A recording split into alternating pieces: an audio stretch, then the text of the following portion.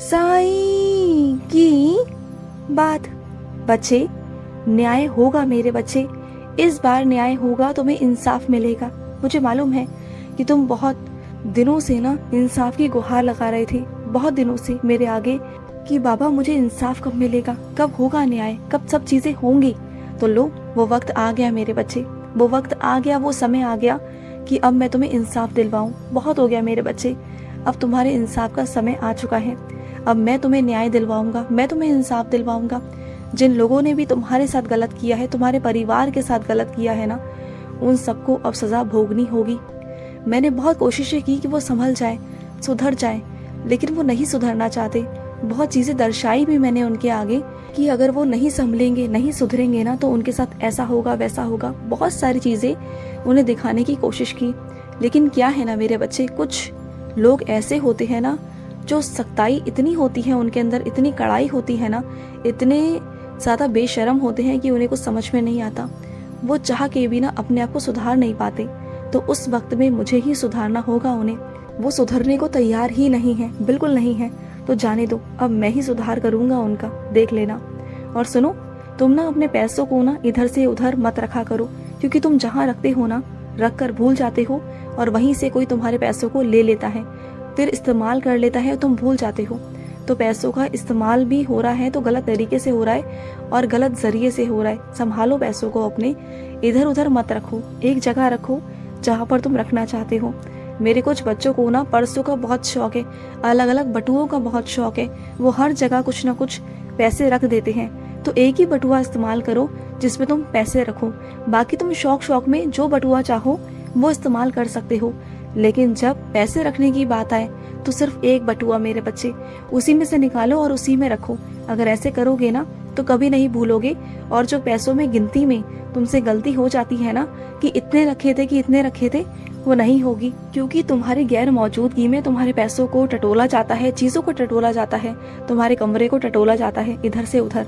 जब भी अपने कमरे को छोड़कर बाहर जाओ, कहीं दूर जाओ, तो अपने कमरे में हमेशा ताला मार कर जाओ, या फिर उस अलमारी में ताला मार के जाओ जिसमें तुम्हारा सामान है, क्योंकि तुम्हारे सामानों को इधर से उधर किया जाता है तुम्हारे पीछे से। तुम्हें मेरे होने का प्रमाण चाहिए ना, तो ठीक है, तुम्हें आज मैं अपने होने का प्रमाण दूंगा मेरे बच्चे, कैसे भी दूंगा, लेकिन मैं तुम्हें आज अपने होने का प्रमाण दूंगा। तुम बहुत दिनों से मुझसे प्रमाण मांग रहे थे ना, तो मैं दूंगा प्रमाण। तो आज एक काम करना, आज दोपहर की मध्याह्न आरती में, शीढ़ी की मध्याह्न आरती में तुम मुझे देखना, आना, किसी भी यंत्र के द्वारा आना, फोन के द्वारा आना, लेकिन आज तुम आना। मैं आज तुम्हें अपनी आरती में ही कोई लीला दिखाऊंगा, कुछ ऐसा होगा कि जिससे तुम खुद चौंक जाओगे कि अरे वाह, बाबा तो सामने ही बैठे हुए हैं, सामने साक्षात दर्शन दे दूंगा तुम्हें आज। आ तो जाना तुम सामने। और सुनो, लोग तुम्हें रोज ना बेइज्जत करके रोटी देते हैं, तुम्हारे आगे जो थाली देते हैं ना, तुम्हें ताने मारते हैं, तुम्हें सुना सुना कर कि वो तुम्हें खिला रहे हैं। तो आज ना उन्हें सख्ती से कह देना कि वो तुम्हें नहीं खिला रहे, वो ऊपर वाला बैठा है ना, ईश्वर, वो तुम्हें खिला रहा है, तुम्हारा बाबा तुम्हें खिला रहा है, तुम्हारा कृष्ण तुम्हें खिला रहा है, कोई वो नहीं खिला रहा। वो सिर्फ एक माध्यम है, सिर्फ एक माध्यम, जिसके द्वारा तुम तक वो खाना पहुंचता है, वो थाली पहुंचती है, वरना उस थाली के एक एक दाने पर ना मेरा नाम लिखा है, मैं ही भेजता हूँ। वरना उस इंसान की क्या हैसियत कि वो तुम्हें खाना खिला सके, तुम्हें क्या वो खुद भी खा सके ना, उसकी इतनी हैसियत नहीं है इस दुनिया में ना। अगर कोई एक एक दाना भी अपने मुख में लेता है ना, तो वो सब मेरे इशारे से मैं देता हूँ, तब जाके वो खाना मिलता है सबको। ऐसे कैसे हो सकता है? तो तुम कभी अपने अंदर मायूसी मत रखना। रोते क्यों हो तुम कि तुम उसके मोहताज हो? नहीं, तुम किसी के मोहताज नहीं हो, बिल्कुल नहीं हो।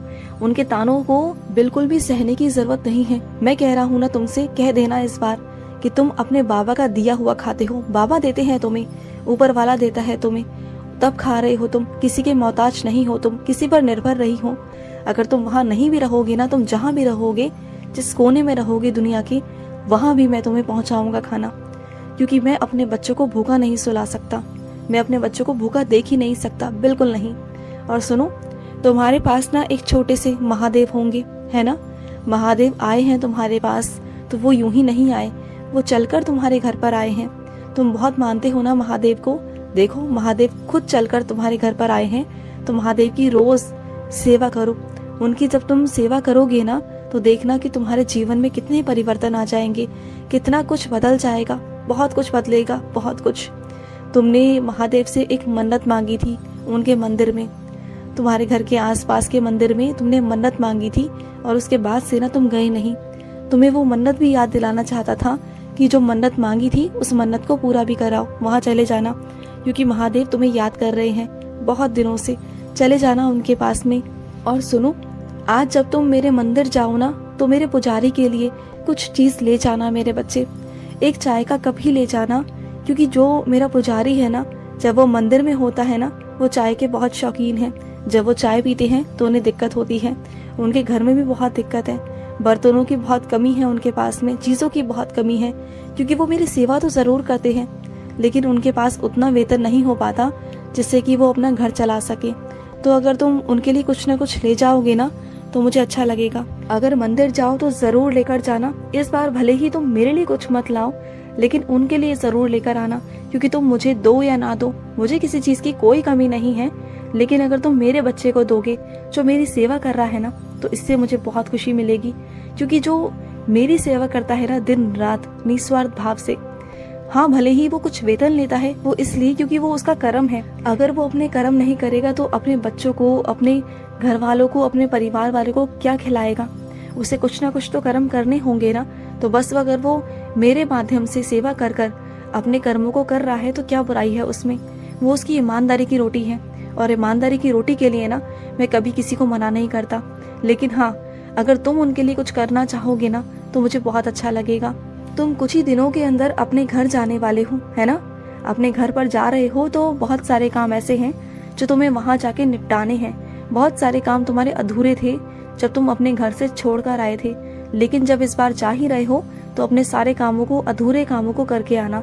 छोड़ के बिल्कुल भी मत आना, अपने सारे कामों को करके आना, क्योंकि बहुत सारे काम ऐसे हैं जो तुम्हारी गैर मौजूदगी में नहीं हो पाते, जो सिर्फ और सिर्फ तुम ही कर सकते हो। और नहीं तो वो चीज़ें टलती चली जाएंगी और फिर आगे चल के भविष्य में तुम्हें ही परेशानी होगी। तो बात को समझा करो। इस बार जा रहे हो तो सारे कामों को कर लेना, टालो मत। तुम्हारा आदत है कि तुम आलस करके ना कामों को टालने की कोशिश करते हो। एक काम करते हो फिर दूसरा सोचते हो कि बाद में कर लोगे, और वो बात फिर बाद ही रह जाती है। वो कभी दिन आता ही नहीं कि जब वो काम हो सके। तो थोड़ा सा संभल कर। और सुनो, तुम ना जब भी परेशान होते हो ना, तो एक काम किया करो, मेरी साइंस का चरित्र पढ़ा करो, मेरी कथाएं सुना करो, मेरे बारे में तुम गुणगान किया करो, या फिर मेरी कोई भी लीला सुना करो, कुछ भी सुना करो। तुम्हें अच्छा महसूस होगा, तुम्हें अच्छा लगेगा। और मंदिर जाने से पहले ना मेरे आगे दिया जलाकर जाना। आज मंदिर आओगे ना मेरे पास, मुझे तुम्हारा इंतजार रहेगा। मैं चाहता हूँ कि जब तुम मंदिर आओ ना मेरे पास, तो खुशी से आओ और बड़े दिल से आओ और आराम से आओ। मैं चाहता हूँ कि फुर्सत निकाल कर आओ और मेरे पास बैठो, क्योंकि मंदिर में भीड़ तो बहुत आती है, बहुत भीड़ आती है, अपनी अपनी मन्नतें लेकर, अपनी अपनी इच्छाएं लेकर। लेकिन उनसे कुछ चुनिंदा बच्चे होते हैं जो सिर्फ और सिर्फ अपने बाबा से, अपने साईं से मिलने आते हैं, वरना सब मांगने ही आते हैं मेरे पास। मुझसे बात करने कौन आता है? सिर्फ कुछ चुनिंदा ही बच्चे आते हैं मेरे पास, जो सिर्फ और सिर्फ मेरा हालचाल पूछने आते हैं, जो मुझसे बात करने आते हैं, वरना सब तो मांगने आते हैं, सब अपनी इच्छाएं लेकर आते हैं। मुझे कोई दुख नहीं कि मेरे बच्चे इच्छाएं मांग रहे हैं। अगर वो मुझसे नहीं मांगेंगे तो किससे मांगेंगे? हाँ, मैं पूरा करने ही बैठा हूँ, लेकिन मैं भी तो उदास हो जाता हूँ ना मेरे बच्चे। मेरा भी तो दिल है ना, मेरा भी मन करता है कि मेरे पास आए, कोई बैठे, मुझसे भी दो बातें करे, मुझसे भी ये पूछे कि साईं आप कैसे हो। जैसे मैं तुमसे पूछता हूँ तुम्हारा हाल चाल, वैसे मेरे पास भी कोई आए, पूछे मुझसे, मुझे कितना अच्छा लगेगा। और ये वही बच्चे कर सकते हैं जो मुझसे दिल से जुड़े हुए हो, जो मेरे हृदय के पास हो। बस वही बच्चे मेरा हालचाल पूछते हैं। तो इस बार अपने सारे कामों को निपटाकर, अपने सारे घर के कामों को निपटाकर, दफ्तर के कामों को निपटाकर, तब आराम से मेरे पास आना और आराम से बैठना, उसके बाद ही जाना, ठीक है? मैं बता दूंगा तुम्हें, इशारा कर दूंगा जाने के लिए, फिर तुम चले जाना, लेकिन मेरे पास बैठना तुम आज। खुश रहो। आज का साई संदेश समाप्त हुआ।